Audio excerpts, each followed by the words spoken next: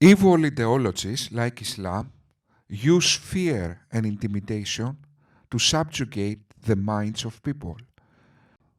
The antidote to fear is pedia, education. Today, we will use reason to defeat the Islamic concept of hell and hopefully free some minds. Disproving hell using the mathematical qualities of eternity. What if I were to put water in this glass just to fill this glass? Is this an opinion? No. So, justice comes from the word just. Can I possibly say that this glass is filled? No. Just punishment entails proportional punishment to the crime. The punishment of hell is everlasting for disbelievers and temporary for sinful Muslims who have not been forgiven for their sins. And there are plenty of scriptural proof texts from the Quran and Sunnah indicating this, which I've cited in my extended lecture. But again, these are not seriously disputed, so I don't really feel compelled to furnish any textual evidence at this point. So, Islam teaches that the punishment for kufr, in other words, disbelief, is eternity in hell. Infinity or eternity is not a real number, it's an idea of something without an end. Infinity is not an actual number, it's a potential. Although true morality is secular morality, for the purpose of this refutation, I will use the Islamic definition of morality, which is whatever Allah arbitrates. Even in this absurd definition of morality that is completely alienated from real consequences of actions in the real world, and it's meant like a magic card to present Allah by definition moral, eternity is still a potential and not a real number. What that means? That Allah is potentially just. He is never actually just, even if the crime supposedly deserves eternal punishment. In any given snapshot of time, Allah is eternally unjust because He's got an eternal potentiality before He can be just, without resolution. Okay, without resolution. Any snapshot you take. Even eternity from now, this snapshot has an eternity to go, without ever having a resolution, ever. In other words, Allah is eternally unjust, therefore eternally immoral. Let's say He is the just punishment for psi. Eternity is by definition eternally less or more than He. Allah punishes people for eternity, therefore eternally unjust, therefore eternally immoral.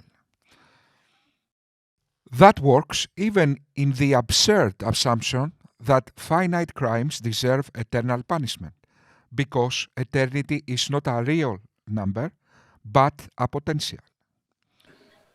Thirdly, Islam teaches that the punishment of hell for kufr is retributive in nature, meaning it is a fitting punishment for kufr. So hell as a punishment for kufr is not for the purpose of rehabilitation or purification of the disbeliever so that he can later be integrated into the circle of Muslims living in paradise. Rather, the punishment is meted out in a manner that justly reflects the severity and extent of the crime of kufr because it is morally the correct thing to do. In this example, the subject is water. When it comes to justice, we are referring obviously to moral justice. So the subject is morality.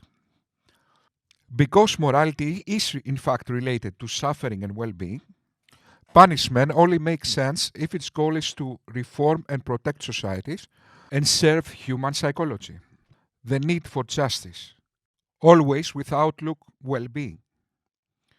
Islam corrupts the definition of morality and replaces it with obedience to Islamic cult rules, Islam is a mental disease that only cares for the preservation of the Islamic mental virus.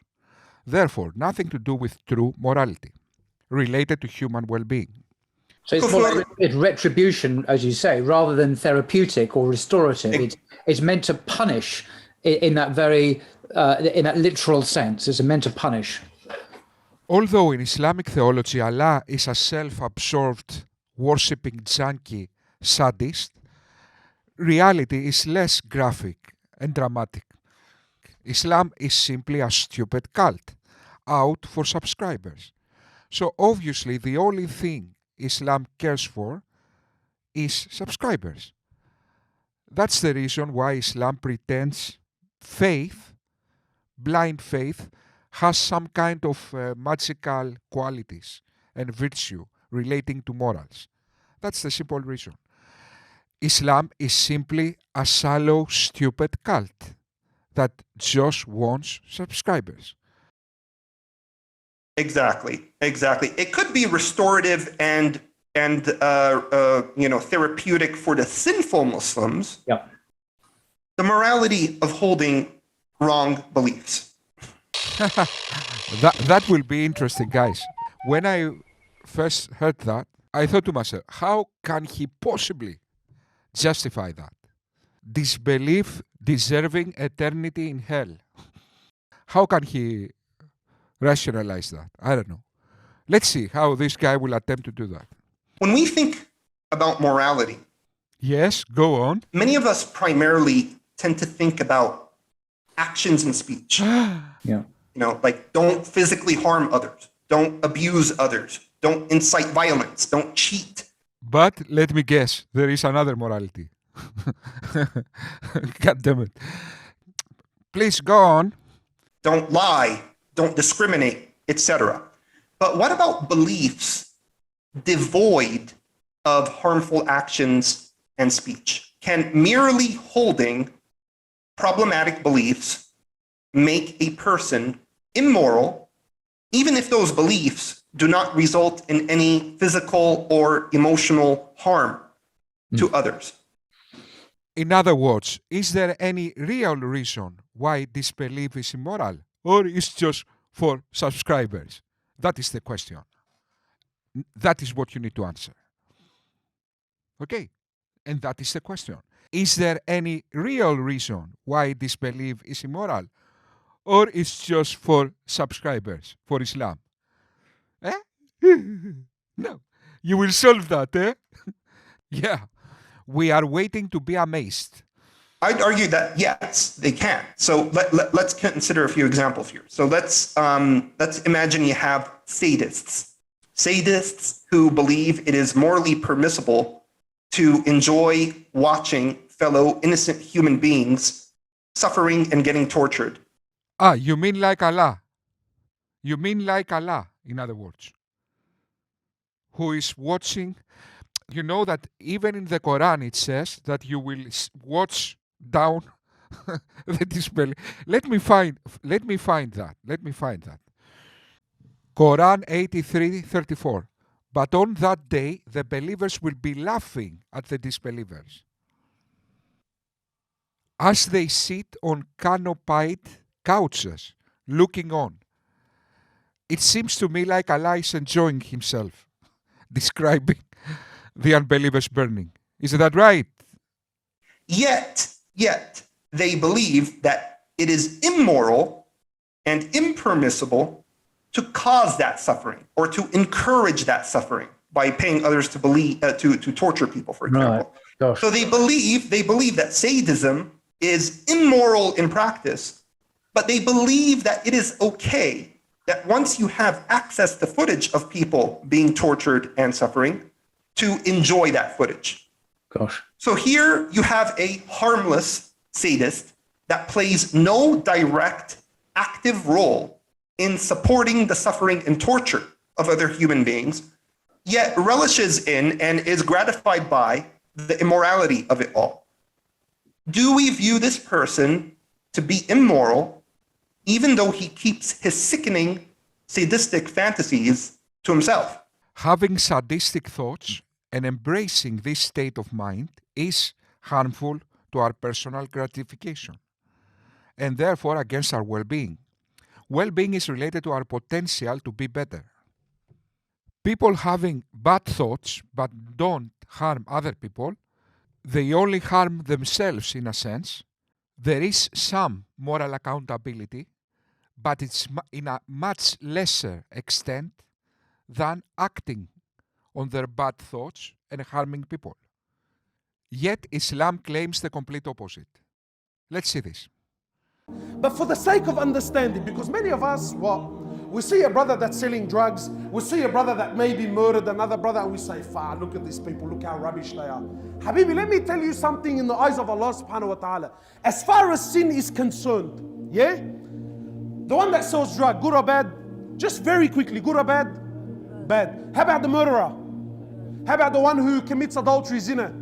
What about the one who rapes a child? What about the one who drinks alcohol? What about the one who does the biggest of the kabair, good or bad? This person, one person that commits all of these sins, he commits all of these sins on a daily basis, but he prays is better in the eyes of Allah than the one that doesn't commit any of these sins but doesn't pray. So you and your brother, yeah, I'm a good guy. Habibi, God packed that up because it's not going to work on the day of judgment. Any person that misses one salah, one, not two, one salah, you miss one salah for no reason, you're worse than a murderer, you're worse than a rapist, you're worse than a terrorist, you're worse than a pedophile in the eyes of Allah. But it's alright because his finger moved and he died on a Friday, man.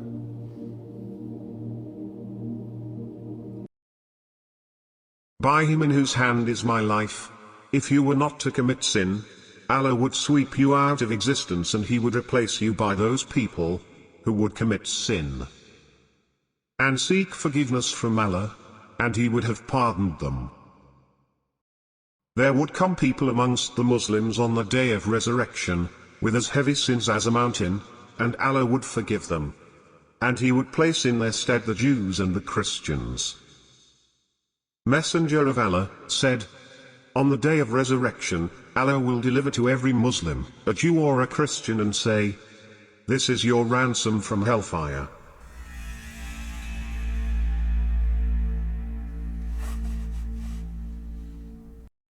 That is ritualism over morality and revelations over rationality.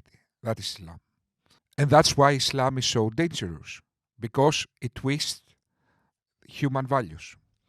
It is still morally wrong. Another example, consider a racist. You have a racist who genuinely believes that his race is inherently superior to others. He believes that his race, in essence, is elevated in self-worth in contrast to all other races. Yet he believes at the same time that it is wrong to utter racial slurs against others. And he also believes that it is wrong to discriminate racially against others in a manner that deprives them of their rights. So even though he believes that other races are inferior to his, he does not believe that it warrants treating them unjustly. But still, do we view this person to be immoral simply on account of him adopting his racist beliefs? If he embraces his racism in his mind, then he is harming his potential to well-being. So it is, in a sense, immoral.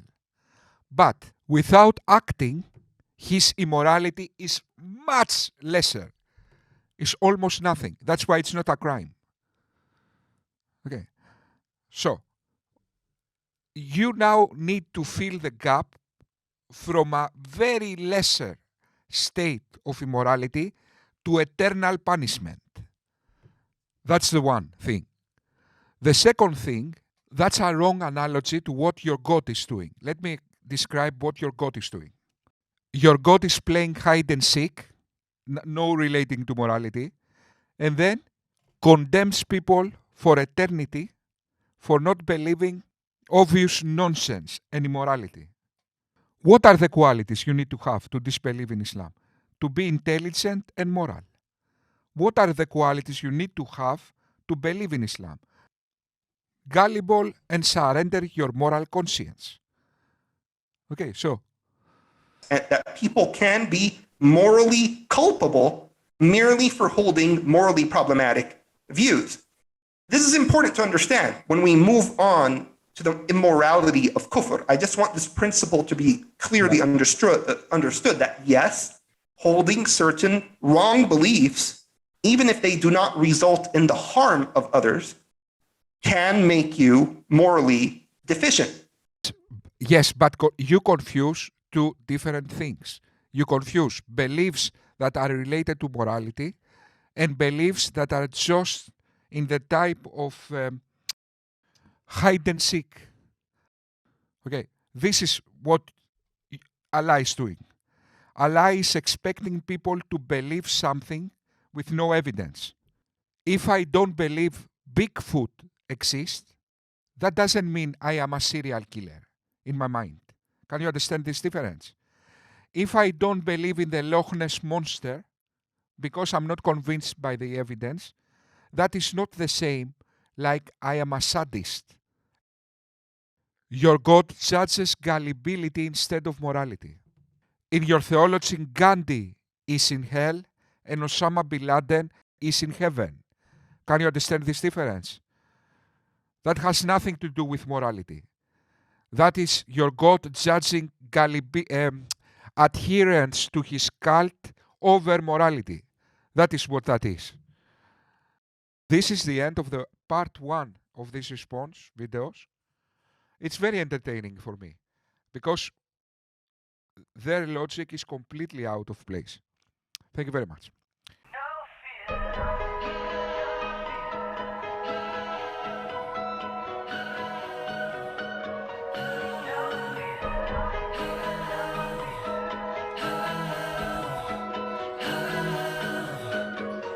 No fear.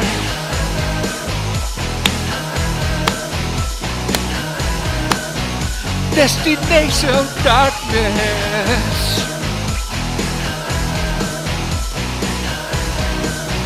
Destination darkness.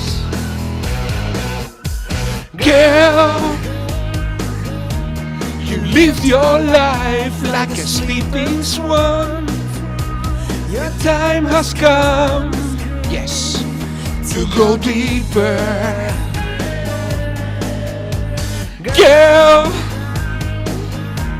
your final journey has just begun. Your destiny chose the reaper. No fear. Destination darkness. No fear. Destination darkness. No fear.